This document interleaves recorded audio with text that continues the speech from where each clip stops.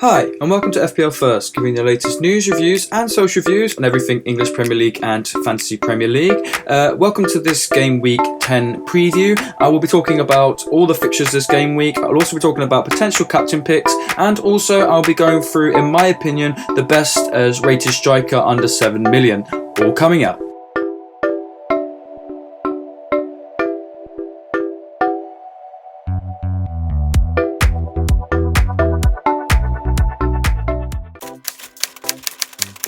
After such a low-scoring game week 9, where many people obviously disappointed with their key guys, people like Hazard and Alonso, who didn't pick up many points, hopefully this week's round of fixtures can provide much more kind of points in the FPL for many managers. Now, starting off, we have Brighton against Wolves, which should be a pretty close fixture. I'm hoping for Wolves to do a little bit better in this game, as I have got some Wolves players in my team. Fulham host Bournemouth, in which should be a pretty close encounter. I'm hoping for a lot of goals in that game. Liverpool should have an easy win at home to Cardiff, and Southampton and Newcastle will be battling it out for what should be very crucial 3 points for both teams. Watford host Huddersfield, which should be a home victory, but you never know with Watford. They did have a good win last week, so hopefully they take that confidence into this game week. And the last game of Saturday sees a very crucial match between Leicester and West Ham in terms of, I would say, mid-table kind of challenge. I presume that Leicester, because they have the home advantage, they should do better, but West Ham have picked up their form recently, so you never know. Moving on to Sunday's fixtures, it should be 2 easy away victories for Chelsea and Arsenal against Burnley and Crystal Palace. Chelsea were pretty lucky to get a draw against Man United last week, if I'm honest, but Burnley shouldn't be too much of a difficult opposition for them. I do expect a big win, and Arsenal could be making it a 12th straight win if they win tonight in the UEFA League against Sporting Lisbon. So, obviously, if that is the case, then that would be a big incentive for them to go and win away to Crystal Palace, who haven't been looking too good of late. The last game on Sunday sees Man United host Everton, in which should on paper be a big win for Man United, but you can't write off Everton. They have started to find some form recently, and with all the woes on and off the pitch of Man United, it could be a closer encounter than many people think. And then Monday sees the best action of the weekend, where Spurs will host Man City, and I'll go into that a little bit more detail now, as it is my best fixture of the weekend. So moving on to what I consider to be the biggest anticipated game of this weekend, and it sees Spurs and Man City both going into this clash, with both having won 2 and drawn 1 in their previous 5 head-to-head fixtures with each other. I have selected Kane for Tottenham and Sergio Aguero for Man City as the 2 crucial players. The reason I've done this is that they've both got 3 goals in their last 5 games for both clubs. But having said that, Eric Lamela also has 3 games in his last 5, and Riyad Mahrez also has the same stats. So, don't write these players off to not have a big influence on the game. However, I'm not sure if Mahrez will start, and the same for Lamela, considering that Lucas Moura and Son are having good sort of form spells. Also, you need to look at all the shots on target, and Riyad Mahrez has 8, with Harry Kane with 10. Sergio Aguero also has 8, and Eric Lamela with 5. And a player who has kind of gone under the radar a little bit is Raheem Sterling. He's also had 6 shots in his last 5 games for Man City. And another thing about Sterling as well is his attempted assists, which he's got 11 in the last 5. The only player that beats him is Bernardo Silva and David Silva, who have 14 and 13 respectively. Either way, this is going to be an amazing game. I'm looking forward to it greatly, and I expect a close encounter, which I believe Man City will probably just about win. But either way, it's going to be great to watch. Now it's time for the captain picks for this week, and this is obviously just my suggestions of who you should potentially put as your captain, not necessarily who I will put as my captain. That will be next. So starting with Eden Hazard. Now the reason I'm not going to be putting him as my captain this week is he did miss fire last week. I know they're away to Burnley, but I do think it's going to be a slightly harder game than most people think. The reason I say that is before they lost to Man City last week, they actually went 2 wins and a draw in the 3 games prior. So I do think that Burnley are slightly in good form. I think that Man City away from home is a slight kind of anomaly. I think Man City at home are pretty unstoppable. So I don't want to put Hazard as my captain this week, because I don't think that he's going to be able to shine as he has in previous weeks before last week. So he is a good option potentially as your captain, but I do think there are better players this game week. That makes me move on to my next choice of a potential captain. I don't actually have him in my team, but I think he is starting to find the goals, and that is Aubameyang. He got 2 great goals against Leicester after coming off as a subs bench, and just because of that reason, the fact that he was a substitute for Arsenal, he isn't later on in my list in terms of recommendations. And the one player who I have got ahead of Aubameyang as a potential captain this week is his partner in crime, Lacazette.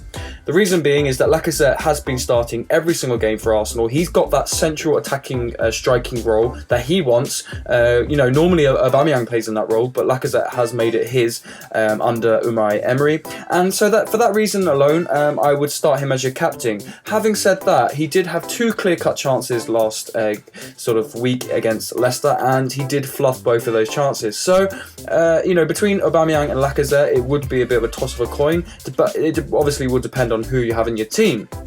But lastly, my recommended choice, and if I had him in my team, he would definitely be my captain this game week. That would be Mohamed Salah.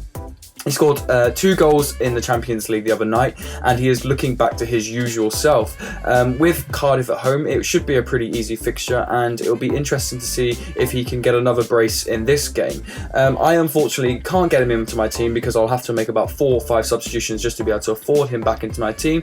So with that being said, if you do have Salah in your team, then he should definitely be your captain, and unfortunately he's not mine.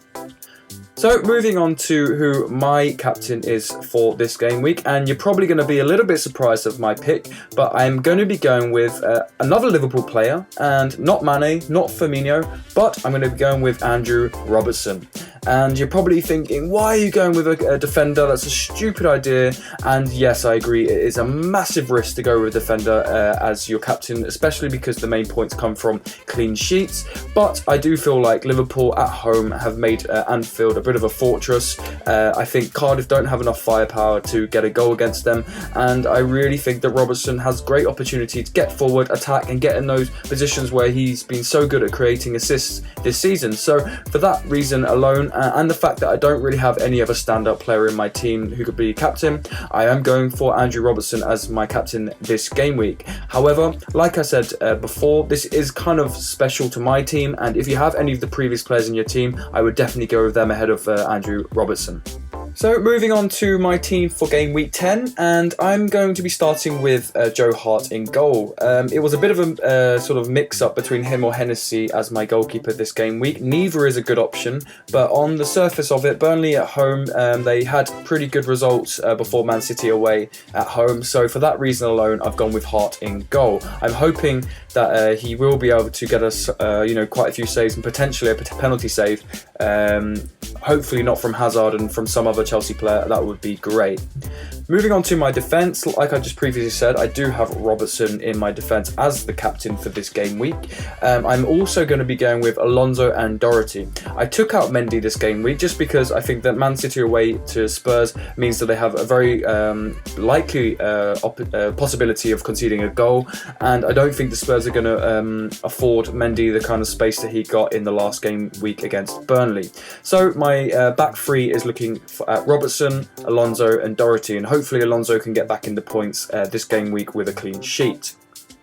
Moving on to my midfield, and I have brought Pereira back into the starting 11.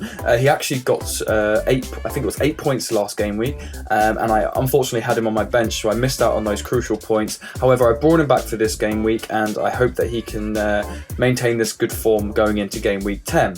I'm going to stick with Maddison in midfield. He was so unlucky to not get 2 assists against Arsenal. Actually, Leicester could have been 3-0 up against Arsenal before Arsenal went on 1 3-1, and it was a great header from Maguire, which he should have really been scoring, but it was the assist from Maddison which made the header better. And then there was the opportunity which hit the bar, which was from a corner. So with Maddison taking set piece duties and clearly delivering, I will be sticking with him in my midfield. Hazard, I'm going to be obviously keeping him because he is now probably the highest owned player in the FPL. So if he does have a really good game week and you don't have him in your team, then you'll be losing a lot of points, and I don't want to lose any leeway on my leagues. And lastly, Fraser. Now, it is a bit of a risk having Fraser in my team, but I do think that the game against Fulham is going to be very open, and I think that there's going to be lots of goals, so hopefully he'll be among them. Lastly, going into my strikers, and I've got Aguero, who I think I'm probably going to have in my team for most of the FPL season. He's been reliable, he's still number one in terms of strikers, and again, you know, against Spurs, I wouldn't put it past him to maybe get like the winning goal or something like that. He should have had a hat-trick in the first half last game week against Burnley. Unfortunately, he didn't take the chances, and he only ended up getting one goal, which was very unfortunate. But because of the fact that they're playing Spurs, I have taken the captaincy away from him this game week. Now, the two players you're probably maybe disagreeing with me is Arnautovic and Vardy. And the reason that I've got them in my team is for the following. If we look on the screen now, if we look at the upcoming fixtures for both West Ham and Leicester, well, actually, they play each other this game week. So obviously, if they both want to get a load of points, that would be absolutely fantastic. But in particular, Arnautovic's fixtures in the upcoming weeks. If we look from game week 10 to game week 19, West Ham, the only team which I would say that they can't beat on the day is Man City. Every other team in their fixture list in the next 9 weeks are teams that they can beat if they play up to their potential, especially the kind of form that they played against like Chelsea, for example. So I am sticking with Arnautovic up front. He is their main man up front. He gets most of the ball in the final third, and he is the one that creates most of the stuff for West Ham in that final third. So I'm putting him back in my team and taking Wilson out instead. And Vardy is for a similar reason. If we look at Leicester's fixtures up to game week 15, they are all teams which are beatable on their day if Leicester can perform to the standard that we know they can perform. After the Fulham game, I probably will have to consider about whether or not I keep him in my squad, as they have got Tottenham, Chelsea, Man City in 4 game weeks after that. However, if either of these two players don't perform very well, they are quite a low cost and there are easy replacements out there, so I will obviously be considering that. Now I just want to go through the reasons why I picked Arnautovic as my main mid-priced striker going into game week 10 and potentially keeping him in my team for the foreseeable future. It's not just because of the fixtures that West Ham have got coming up. They actually have very easy fixtures, like I just said, for 9 game weeks coming up apart from Man City. But the other reason is for the following. If we look at his cost is 7 million, which is higher than any other striker on this list.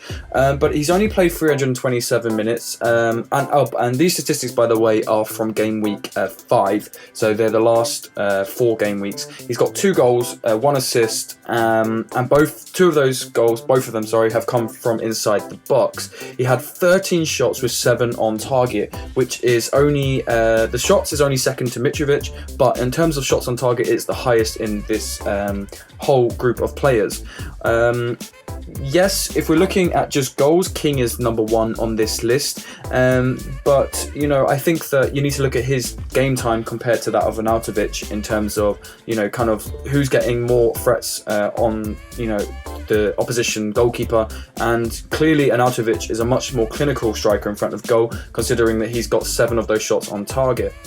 Now, this isn't just the only reason that I've selected Arnautovic, but also the reason is because of his current form. If we look at his stats for game week 9, he had 5 shots, with 4 of those being on target and 3 of them being inside the box. So it's not like he's just having shots from 30 yards. He's actually getting in good place, sort of positions on the pitch, and he also nearly created an assist. So he's, it seems like he's key to everything currently going forward for West Ham. Considering he's still only costing 7 million, that's obviously a big bonus. Now also, if we look on screen now, we can see his heat map for game week 9, and you can see that he's getting in some really good positions on the right side of the attacking box. But you know, he's not just sticking to the right, he's also going to the left a lot, and as you can see, the darkest position on the pitch, he is kind of on that right wing sort of area, so he is coming deep to get the ball, and he seems to be kind of in the middle, you know, creating things for West Ham. So this looks very positive for having him as a potential pick for your team. And you know, considering West Ham are going into a very nice fixture run, I do believe that he is a player that is currently the best in terms of that mid-ranged striking option. So definitely consider maybe putting Arnautovic into your team if you are looking for that kind of cheaper striking option, so you can make space for maybe potentially another player in your team. So let's quickly take a look at the main transfers in and out of the FPL since game week 9. This is, in my opinion, a good reflection of the kind of overall general view on, you know, who's playing well and who potentially should be in your team. Obviously, the game week transfers in which stand out are Martial, Aubameyang, Mendy and Pereira, and it's obviously because all of them are off the back of good performances for their clubs respectively, and you know, all of those players do have a case to be in your starting FPL team, although Aubameyang is quite pricey considering he was a sub for Arsenal. The only player I'm a bit confused about is Wilson. I can only imagine it's because he is cheap, and he has still got good form with 6.7. However, as I previously mentioned in my analysis, I do believe that Arnautovic has potentially got more to offer in the coming weeks compared to that of Wilson, so obviously do consider that before making the switch in of someone like Wilson. Moving on to the transfers out, Mane is clearly losing faith with a lot of FPL managers. His form is 1.3, which is not good enough considering his 9.7 million price tag, and considering he's got an overall points of 48, he clearly isn't performing anywhere near the standards that he was at the start of the season. I guess the same can be said about Kane and Lucas Moura. They're both not performing anywhere near what they were earlier in the season. To be fair, Kane hasn't really performed anywhere near what he has compared to last season, and considering his 12.5 million price tag, he is quite pricey for the lack of return. Alexander-Arnold has not started the last 2 games for Liverpool, obviously giving good concern for FPL managers, as he isn't getting any points, including clean sheets, as Gomez has now taken that position. And Walker, he hasn't obviously performed and got the points that most people are expecting for a 6.6 million rated defender. So yeah, I believe that's the reason that he's on this list too. Lastly, let's take a look at this weekend's fixtures and what I predict is going to happen. And I've got the first game, Brighton against Wolves, as a draw. It could go either way, but I do think that overall it's going to be a very balanced game. I've then got Bournemouth just to beat Fulham away from home. I do think that's going to be a very tight game as well, but I do think Bournemouth might just have too much firepower for Fulham, and Mitrovic currently isn't scoring that many for them, so I do have Bournemouth win. I've got home victories for Liverpool, Southampton and Watford, even though I do think that the Southampton will get a hard game from Newcastle.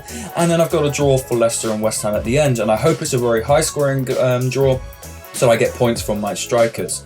Moving on to Sunday's fixtures, I've got away wins for Chelsea and Arsenal, and I have got Man United just to beat Everton at home, even though they have had lots of woes off the pitch in terms of manager and board, etc. They had a great draw away from home to Chelsea last week, and I think they'll probably take that confidence into this game week too.